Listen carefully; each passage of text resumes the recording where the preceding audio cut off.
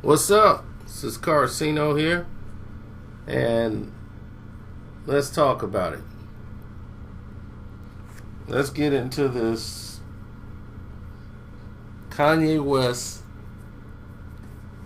Tidal lawsuit that got settled quietly out of court. Now,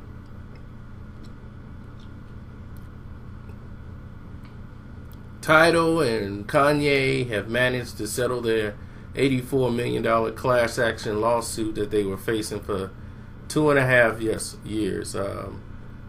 Justin Baker Wright, who filed a lawsuit against the rappers and the subscription service Tidal back in April of 2016, citing fraud and violations of the federal advertising laws.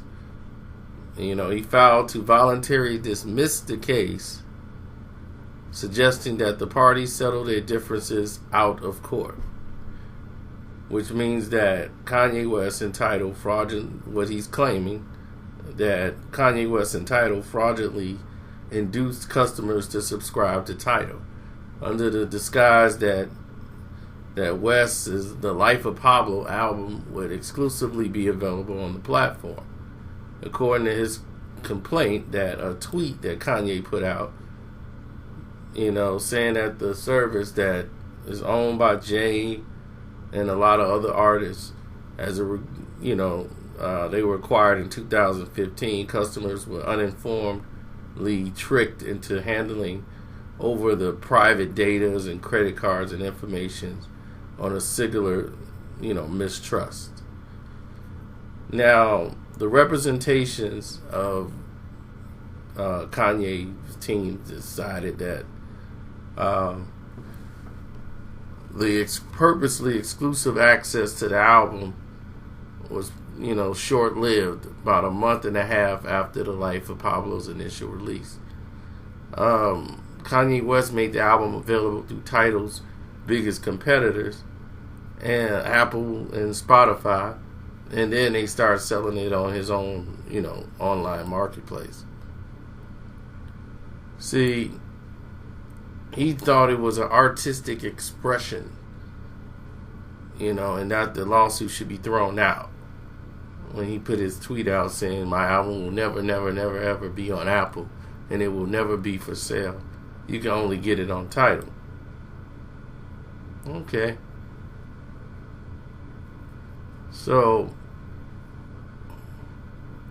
the thing is, Tidal was accused of deceptive marketing to get people to build up their subscribers. And they said they did this because Tidal knew that it was in trouble and didn't want to invest their own money to save the company. Therefore, they fraudulently induced millions of Americans or people around the world into paying for their Tidal's rescue, and it worked. The suit claimed that Tidal's subscriber base tripled from 1 million to 3 million in 6 weeks following Kanye West's tweet. The parties appear to have come to a confidentiality agreement to make all of this go away.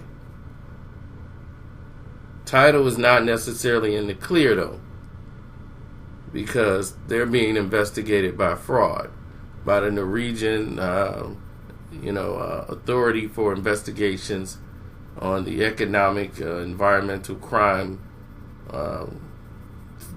company that they have over there.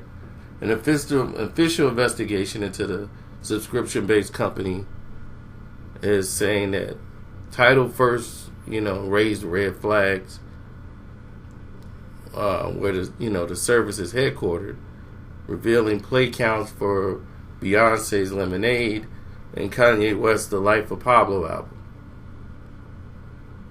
which they said it streamed 250 million times in its first 10 days of release.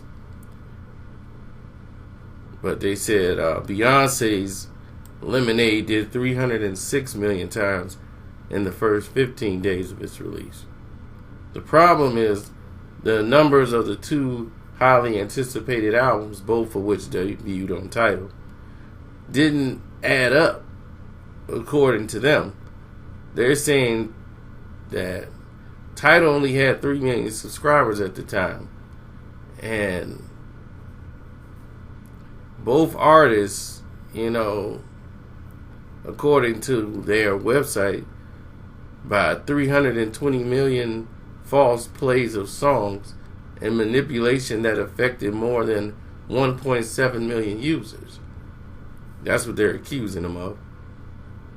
Users' accounts and play counts obtained by the Norwegian company revealed suspicious listening patterns, such as simultaneous playbacks of multiple songs by the same users or repeated playbacks of the same songs in regular intervals. Now they began a formal investigation into the claims, which is still going on to this date. Tidal's counsel said in a statement that it's not a suspect at this time, nor has been charges filed against them. So that's where everything stands right now. Hope you guys subscribe.